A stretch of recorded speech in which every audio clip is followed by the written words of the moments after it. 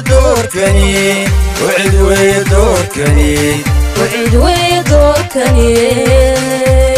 وعد بالغو دوكسدا ورن وعد بالغو ديرسدا ورن وعد باكو دداليسه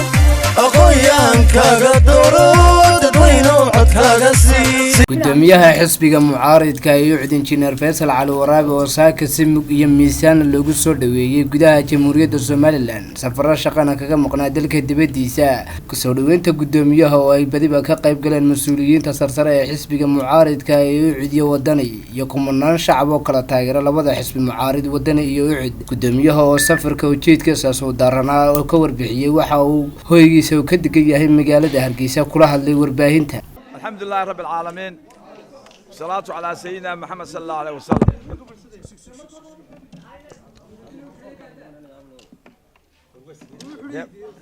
والله مركب وريرت إلهي وما هذا سبحانه وتعالى إلهي وما كلي ما هذا سبحانه وتعالى وحكنا ما هذا غنى تدوينها غير سومالان كوه هرقيسة مرود الشيح يكون قوله كيمي بقى إن السود ويجي يحسبك وداني أيام يقولون ما هذا غنى يدك تعب كجليي سيسكو صباح حنبا يعيد ماذا البوليس كبار ما هذا غنى ولا يا سفر كي يجي وكا شيء أبين شيء بروفيسور أبين وحنوضح يانو يرى جود وحوية لحنا سنة هرتين أيانو هلاي دولة نما هلاي لحنا كي ولحنا سنة هرتين دولة نما ديني وحين نقول عفتي شبو يوحن عقلي قلين شن صوماليات oo awood u lahayn inaan isku keenno ayaan bahasheena intaan ka baxnay Ingiriiska oo inagu hayay markaa protectorate inagu ma ahayn isticmaalay ayaynu dad aanu isku aqoonin hore dhaqan u wada lahayn baamishar u wada lahayn kala dialogue ay nahay hore isku arag oo leeyahay Soomaaliya weeyay ayaan u dheeynay dawladnimadeeni maalinta laga bilaabo ilaa maalintii aanu dagaalka Soomaaliya galay wasiif wal xumaanina wax dawladnimada aan lixdan ka helnay inoo kordhay ma jiro waxaan ku ka tilmaamayaa imika aanu 70 kii caga gelinaya waxaan ahaa dadka Ingiriiska iskuulka qoray wax naga dambeeyay oo jaamacad ka soo baxay raaskeyga ma jiro taas waxay ku tusaa in saa wada qaawanahay baamishariga maalintaas Somaliland company-yaal baan lahayn maanta waad ogtay kacaanka ma ku dhashay waa tilayiri waa socialism kombinaasha orka waa tila joojiyay markii aynu awoodi ka baxnay markii dama caarkeena la lagu yimi 10 sano ayaynu dagaalamin waxaan Soomaali aan lagu sameeyo Soomaali isku sameyn jirin baa la nagu sameeyay shacbigeena dagaalamay miyigeena ku baxsanay xoolaheena ku baxsanay shuuciyad baheed magaalan saayay Ethiopia warkeena waxa la yiraahdaa hidden war dagaalkii qarsoona adduunka ma ogeen wixii nagu dhacay Ilaahay bayna badbaadiyay subhanahu wa ta'ala koobiya saashankii baan burcadnimi saddex qodob baa la qaatay saddex qodob Soomaaliya lagu dhisay waxa weeye tiirarka u yahay koow inaynu midnimadii Soomaaliya aan la sameeyay ka soo ceshino laba in la is saamaxo oo dagaalkii gudaheena la isku diray reer Soomaaliland inuu ka saamaxno saddex in dawlad nidaamsan oo cadaalad ah oo loo siman yahay oo la waday la sameeyo hadda waxa halkan taagan 28 sano in joogna maxaynu qabsanay waan is weydiiyaa maxaynu qabsanay shuruudihii dawladnimo lagu heliyay ma buuxinay xuduudeeni ma tagnay nidaam dawlad wanaagsan oo transparency leh oo dimuqraadiyad leh oo ixtiraam xuquuqda leh sida dastuurka inuu qori ma sameynay basic service كده كنا مسينا تعليم مسينا وحبرشة بيا مسينا ليد مسينا عافماد مسينا انتو ميوي شعبي جينا انت بقى بصراحة نبي تقوليه وحنا هاي ضد الماليرة اسولاد عليه isdaaye nahay laakiin ma oran karno institution isan oo law enforcement oo booliis dhisan maxkamad dhisan ayaan sameeyay ma jirto adduunku waxa weeye waa institution building iyo waxa weeye nation building in qabiilka laga tago ummadda 750,000 oo qumadood ku nool Indonesia maxaa mideeyay sharci baa mideeyay ay dhigteen maanta waxa weeye halkeenu marayno iyo halkeen leeniga doonayay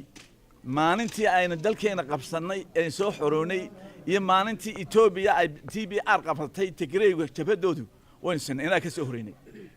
maanta magaalada Addis Ababa dad aragtay New York oo yakaat Imaaraadka oo yakaat bal magaaladina si oo yakaat caasimadeena dhalinyarteena 790 waa dhalinyaro iskuul ma galaan suuqay taagan yihiin maxaynu shaqo ma abuurnay waxaynu ku nooleen rajaynu ku nooleen higsanina inagoo saa u soo jeedna ayaa kursigii United Nationska Soomaaliya aan jirin la fadhiisay waa kursigana inuu nabadeenu Soomaaliya wada jir u dalbanay in kursi la siiyo inagoo Somali Republic iyagoo Somali Federal la baxay Soomaaliya Federal la baxay maanta kursi la siiyay dawlad bay inagu heen Puntland ma jirto markii inagoo dawladnimada qabsanay ma jirin Federal government ma jirin maxaa inagu qabsanay waxaynu ka dhignay in meel Soomaaliya lagu aytamo qabyaalad jiifto wax ka xaraan aan jirin dadkeen waa samreen waana markana hadana aboolashaasina shacabka reer Soomaaliland ee intaas ba aan la siinay hadana in la shaqeynay wadada dhisanay waxaas laga baxaya waxa weeye inagoo midowna mar dambe godkii dhixda aan ku dhicin dawlad aan jirin oo ashiye ilaaliyo afar yar ayaa maanta meel ka soo doonay inaga soo baabiyaan inaga isku maqan dalkan nabadgelya lagu waday labadan sano ee nimanka soo dhaafnayna gadaal baynu soconnaa waa inaan isku sheegnaa runta badbaadu dalkan maanta u baahan wuxuu u baahan yahay dalkan maanta soo ku socdo 2 sanadood in ku arkinay 3 sano kale ku socon maayo inagoo cidno inoo gudaheena ku dumina waa hadda ku soo darsantay caga jugleyn iyo hanjabaad iyo baarlamaankii iyo sharcigii jurusharigii iyo executive mid noqday hal mid noqday wada lahaanshiyo geesku ka raran oo beelihii kale ay dibadda ka taagan yihiin lama arag dal la wada leeyahay oo qowmiyad quri ama qabiil quri wada qaato afartii rukun oo waaweynaa maxkamadii oo jurusharigii iyo executive haga lagu arkay inay beesha dhex yeelato judge-kii judiciary iyo executive kursigaas harsan magaalada baarlamaanka oo isna yaa haya cidaan cidba ka metelin distoorkeen muu ku jira hal isxambaaro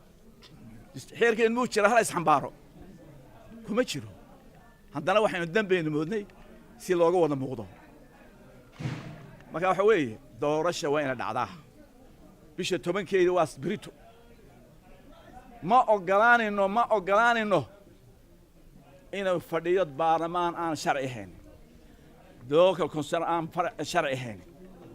guurti aan sharci ahayn adduunkuna ma ogolaanino ma ogolaanino danteena maaha lacagta qaataan baarlamaanku mushaharka qaataan iyo mushaharka dawladda hoose qaataan haddaan maanta la yiraahdo 10 bilood gudaheeda ku dhacdo doorashadu 10 bilood mushaharkooda haddaynu magaalooyinkeena gelino oo in 15 burca ka soo baxay MBiyad ahaa mushaharkoodii la geliyo dawladda oo 5 kuwii dawladda hoose 20 ka soo baxay mushaharka qaataan la geliyo burco way isbedelayeen maxaynu u bixinaa maxaynu u siinaa mushaharka bal weydiiya adeer dal waxa lagu dhisaa wax sharci baa lagu dhisaa